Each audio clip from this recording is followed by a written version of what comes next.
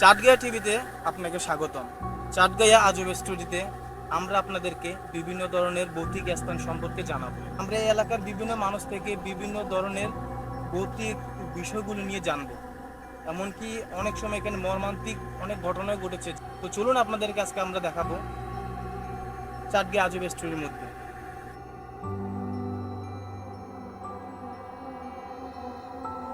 আমরা এখন কথা বলবো এলাকারই ছেলে, বিশেষ করে আমার ছোট ভাই। সে বিগত থেকে জন্মস্থানই এখানে।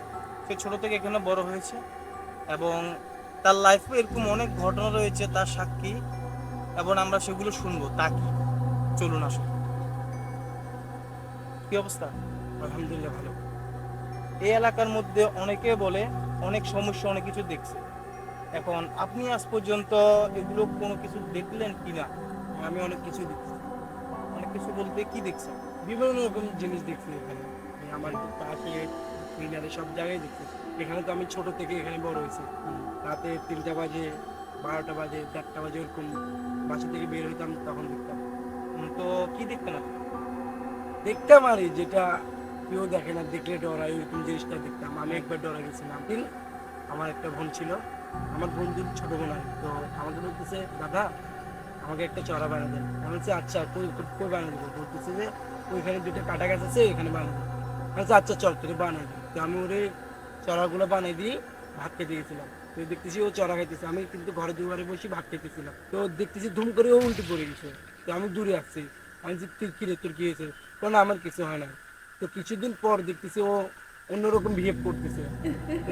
তো তখন ছিল যে শীতকাল, তখন ওকে আমরা ডাক্তারের কাছে নিয়ে গেছি, আমরা মনে করছি কোনো অসুখ হয়েছে। নেওয়ার পরে দেখতেছি মেডিকেলে অনেকদিন ট্রিটমেন্ট করার পরে দেখতেছি ও সুস্থ হইতেছে না। তো আমরা কি করছি, বৈদ্যের কাছে নিয়ে গেছি।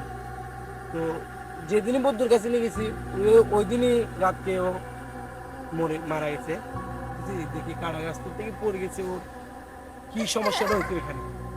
তো বৈদ্য বলতেছে যে কাটা গাছে তোমরা চড়া বানিয়ে দিছো, ওই কাটা গাছ থেকে একটা ওর গায়ে আলগা আসছিল। তো আমরা আলগা বলতে মানে আজব জিনিস? হ্যাঁ, আজব জিনিস। তো আমরা বলতেছি কি বলে? তো তোমরা মেডিকেলে না নিয়ে যাই, যদি আমাদের কাছে আনতা তাহলে তোমাদের মেয়েটাকে আমরা কি সুস্থ করে দিতে পারতাম, ওর ঝাড়ে দিয়ে। কিন্তু ওর রক্তে মিশে গেছে জিনিসটা। তো আচ্ছা, তো তারপরে যেটা মারা গেছে ওর তো দাফন টাফন করে দিছি। তো ওর পরের দিন আমরা কি করছি, জিদে আসি কাটা গাছটাকে কাটছিলাম। তো দেখতেছি যে কাটা গাছটা কাটার পরে লাল লাল জিনিস রক্ত মতো কি বেরিতেছে। তো আমরা ওটা থেকে ডরা গেছি। তো আমরা সব বন্ধুরা মিলে একদিন রাত্রে এখানে বসে দেখতেছি যে এখানে কি জানে হাঁটাচলা করতেছে। আমরা কিন্তু ডরা গেছি। আর একটা কালো বিল্লি ছিল, এদিক থেকে একদিন মারছে, ওদিক থেকে একদিন, চোখের পলকে ও চলে যেতেছে। আর যে চিল্লাই দাদা বাচ্চার মতন কান্না করে। এখানে আরেকটা কথা আছে, সোনামুখ লোককথা। এখানে নাকি রাতে পানিতে কে জানি মানে কে নাকি গোসল করে, পানির মধ্যে এক প্রকার উথাল পাতাল হয়ে যায়, এক প্রকার ঢেউ সৃষ্টি। তো এটা কি আজও সত্যি না মিথ্যা, সেটা একটু যদি বলতেন। না, একদিন আমরা সব বন্ধুরা এখানে পিকনিক করতেছিলাম। তো তখন এখানে আমরা পরে পুকুর ঘাটে আসি, বসছিলাম, দেখতেছি যে ঝুম আওয়াজ হইতেছে। আমরা মনে করছি মাছ করতেছি।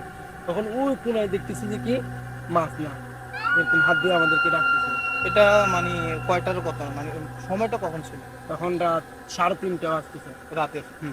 আমরা অনুষ্ঠান করতেছিলাম পিকনিকের, তখনের কথা। তো আমরা ওইটার পরে ডরা গেছি, সব বন্ধু একসাথে গুল হয়ে গেছি। একসাথে গুল হয়, যতক্ষণ আজান দেয় নাই ততক্ষণ আমরা একসাথে ছিলাম। যখন আজান দিতে সবাই দূরে চলে গেছে। এখানে আরো একটা কথা আছে, এখানে 2টা মাদার গাছ ছিল। আপনি বলছেন আপনারা সেটা কেটে চালিয়ে দিয়েছেন, অতঃপর এখানে একটি মাদার গাছ আছে। তাহলে মানে বিভিন্ন মানুষ বললো যে মাদার গাছের মধ্যে কোনো প্রবলেম আছে, অথবা কোনো একটা আজব সাদা জিনিস এখানে বসে থাকে। এখন সত্যটা কি? সত্য যে এটাই যে আমরা অনেকবার দেখছি, যে আমাদের ফ্রেন্ড সার্কেলেও অনেকবার দেখছে। অনুষ্ঠান করছিলেন তখন আপনাকে তো বলছিলাম আমরা, যে আপনি যদি দেখতে চান আমি দেখাতে পারি। একটা গাছ আছে, আর একটা গাছ আমরা জলে ফেলছি। যদি আপনি যদি সত্যি যদি না হয় তারপরে আমাকে বলুন। আপনার কোনো ফ্যামিলিগত কিংবা আপনার শারীরিকভাবে কোনো প্রবলেম করছে? না, কোনো প্রবলেম করে না। ওর মতন থাকে, কিন্তু কাউকে ডিস্টার্ব করে না। ওরা ওদের মতো একটা না তো অনেকগুলা। কেন? হ্যাঁ অনেকগুলো আছে। যেমন ধরেন আমাদের ধর্মেরও কয়েকটা আছে, আপনাদের ধর্মেরও কয়েকটা আছে। আমি তো একবার হুজুর একটা বলেছিলাম, ওইখানে কাঁটাতারের ভিতর হাঁটাচলা করতে। আপনাদের এখানে একটা বাথরুম আছে, হুম।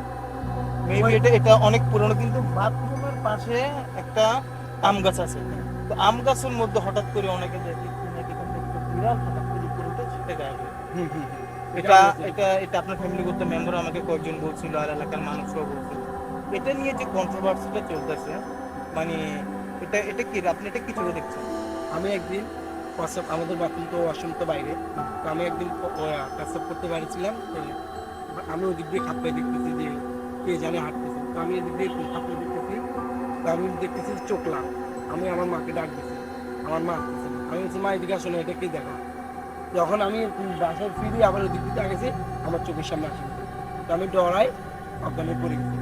তো আমাকে ঝাড়া টাড়ায় আনছে, তারপরে আমি প্রায় 1 সপ্তাহের মতন অবুঝের মতন ছিলাম, মানে কিছু বুঝতেছি না, ওরকম ছিলাম।